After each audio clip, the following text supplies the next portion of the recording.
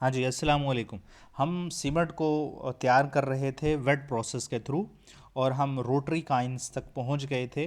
हमने cake fillers को dry होने के लिए रख दिया था। अब ड्राई होने के बाद अब वो तैयार हैं कि उन्हें रोटरी काइंस में डाला जाए और हीट किया जाए। जी, heating the slurry in the rotary kiln. Raw meal और slurry prepared at above is introduced in the rotary काइंड। जो हमने पहले पहले लेक्चर में आपको स्लरी बनाने का तरीका बताया था, उसके फिर फिलर केक बनाए थे, उनको ड्राई किया था, उनको रोटरी काइंड में डाल दिया जाता है with the help of conveyor belts. उन बड़े बड़े कन्वेयर बेल्ट्स होते हैं जिनके ज़रिए से ये काम करवाया जाता है। और रोटरी काइंड जो होती है बहुत बड़ी होती है, 8 to 15 फीट इन डायामीटर में होती है, और 300 to 500 तकरीबन लेंथ होती है इसकी, एक एवरेज बताई जा रही है। और it is made of steel and line inside with fire bricks. Steel की बनी होती है और इंटरनल साइड पे फायर ब्रिक्स लगी होती हैं।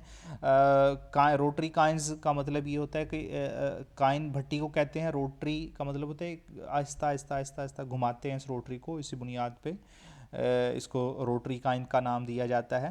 Rotary coins horizontally on its axis at the rate of 1 to 2 revolution पर मिनट। ठीक है जी।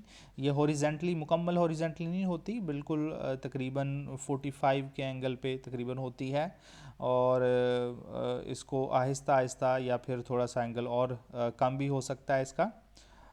तो 1 to 2 रेवोल्यूशन पर 1 मिनट में 1 से 2 चक्कर लगाती है, और इसके नीचे से हीट प्रोवाइड की जा रही होती है। It is inclined at few degrees at kiln rotate charge slowly move downward due to the rotary kiln. जब ये रोटरी काइन घूम रही होती है तो ऊपर से जो चार्ज, जो यानी स्लरी डाला है, उसको हम चार्ज भी बोल सकते हैं, वो चार्ज जो आहिस्ता आहिस्ता आहिस्ता आहिस्ता नीचे की तरफ स्लिप होता चला जाता है, और टेम्परेचर भी नीचे की तरफ बढ़ता चला जा रहा होता है।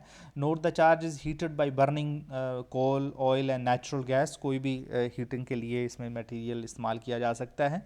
In the rotary kiln the charge passes through different zones. अब इसमें डेफिनेटली आग जो है या हीट जो है वो नीचे से दी जा रही होती है रोटरी काइंस के, तो बिल्कुल टॉप पे जो है डेफिनेटली हीट कम होगी, फिर आस्ता आस्ता जब चार्ज नीचे की तरफ आता है तो हीट बढ़ती चली जाती है। ठीक है जी। अच्छा जी, ये चार जो है तकरीबन टॉप से अगर इसको एंटर करवाया जाए तो नीचे तक आते आते आते आते आते या एंड तक पहुंचते पहुंचते पहुंचते 2 से 3 घंटे लग जाते हैं। अच्छा जी, अब डिफरेंट जोन्स के हवाले से अगर बात करेंगे, बिल्कुल टॉप वाला, बिल्कुल स्टार्ट वाला जहाँ से स्लरी डाली जा रही होती है, उसको ड्राइंग जोन भी कहते हैं, प्री हीटिंग जोन भी कहते हैं। इस जोन के अंदर टेम्परेचर जो है वो 500 सेल्सियस तक होता है। यहाँ पे ज़्यादातर ये काम होता है कि मॉइस्चर जो है वो रिमूव हो जाता है जितना बचा कुचा होता है, और क्ले जो है वो उसके जो कंपोनेंट्स हैं वो लैदा हो जाते हैं। ऑक्साइड, एलुमिनियम ऑक्साइड बन जाता है उस क्ले में से, सिलिकॉन ऑक्साइड बन जाता है, आयरन ऑक्साइड बन जाता है। फिर नेक्स्ट जो डिकम्पोजिशन जोन होता है वहाँ पे 900 तक टेम्परेचर होता है। इसके अंदर जो हम कैल्शियम कार्बोनेट था वो फ्री लाइम के अंदर और कार्बन डाइऑक्साइड के अंदर चेंज हो जाता है। ठीक है जी। हमें कैल्शियम ऑक्साइड फ्री लाइम की ही ज़रूरत है आगे फर्दर रिएक्शन के लिए। जब वो थर्ड पोर्शन में पहुंचता है जहाँ पे टेम्परेचर तकरीबन 1500 होता है, इसको बर्निंग जोन भी कहते हैं, ये मैक्सिमम टेम्परेचर जोन भी कहते हैं। इसमें पहले दो जोन्स के जो कंपोनेंट्स हैं वो आपस में रिएक्शन कर जाते हैं, यानी कैल्शियम ऑक्साइड एलुमिनियम ऑक्साइड के साथ, सिलिकॉन ऑक्साइड के साथ, आयरन ऑक्साइड के साथ कंबाइन होके कैल्शियम सिलिकेट, कैल्शियम एलुमिनेट या कैल्शियम फेराइड्स बना लेते हैं।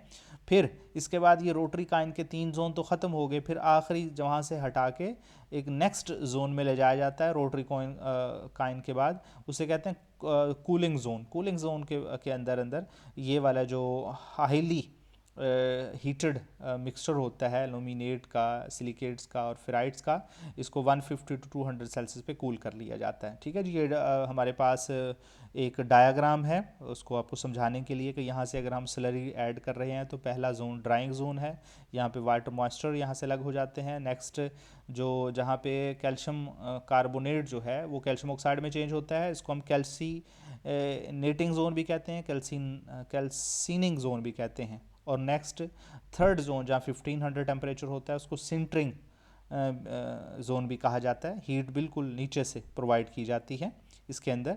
अब आपको टेम्परेचर जोन के हवाले से अगर इसको और क्लियरली इस डायग्राम को बताया जाए, बिल्कुल टॉप पे टेम्परेचर तो बहुत कम होता है यहाँ पे 500, जब नीचे की तरफ आते हैं 1000 पे 1100, फिर 1200 और बिल्कुल नीचे बॉटम पे 1500 सेल्सियस तक टेम्परेचर पहुंच जाता है। हीट बिल्कुल बॉटम से दी जाती है और बिल्कुल टॉप से स्टार्ट से स्लरी ऐड करवाते हैं और ये रोटरी कॉइन जो है वो रिवॉल्व कर रही होती है 1 to 2 रेवोल्यूशन पर मिनट के साथ।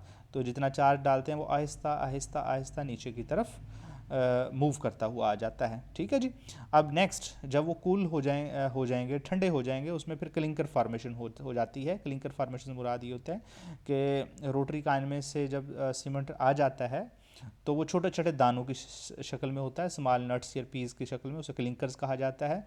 जब क्लिंकर्स को ठंडे कर लिए जाते हैं, स्टोर कर लिए जाते हैं और जब इनकी ज़रूरत होती है पैकिंग की तो उनको पीसा जाता है, ग्राउंड किया जाता है। लेकिन पीसते हुए 2% जिप्सम भी साथ ऐड करते हैं और at this stage finished cement is pumped pneumatically to storage silos. Storage silos में ऑटोमेटिकली वहाँ से भेज दिए जाते हैं वहाँ पे जहाँ पे ये बैगन के लिए तैयार हैं। या तो बड़े बड़े स्टोर में ऐसे ही इनको स्टोर कर लिया जाता है या फिर इनको पैक करके मार्केट के अंदर सेंड कर दिया जाता है। ठीक है जी। ये हमारे पास फ्लो शीट डायग्राम है कि कैलकैरियस मटेरियल और गैलेसियस मटेरियल को अलग अलग पहले क्रश करते हैं, फिर बिन में स्टोर करते हैं, फिर स्टोर करने के बाद फिर वाटर साथ ऐड करके उनको मिक्स किया जाता है, पल्वराइज करते हैं, फिर रोटरी कान में आ जाता है, फिर क्लिंकर फॉर्मेशन होती है।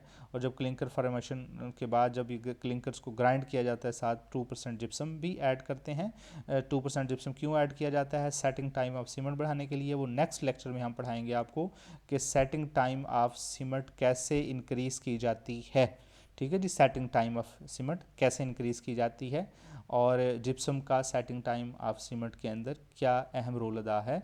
तो ये क्लिंकर्स आपको नज़र आ रहे हैं और ये बिल्कुल ग्राउंड फार्म होता है जिसके अंदर जिप्सम ऐड किया हुआ होता है। जो आपके पास पैक्ड सूरत के अंदर सीमेंट पहुंचता है उसके अंदर 2% जिप्सम ऑलरेडी ऐड होता है। ठीक है जी। उम्मीद है आपको सारा प्रोडक्शन जो है वो मैन्युफैक्चरिंग प्रोसेस समझ में आ गया होगा।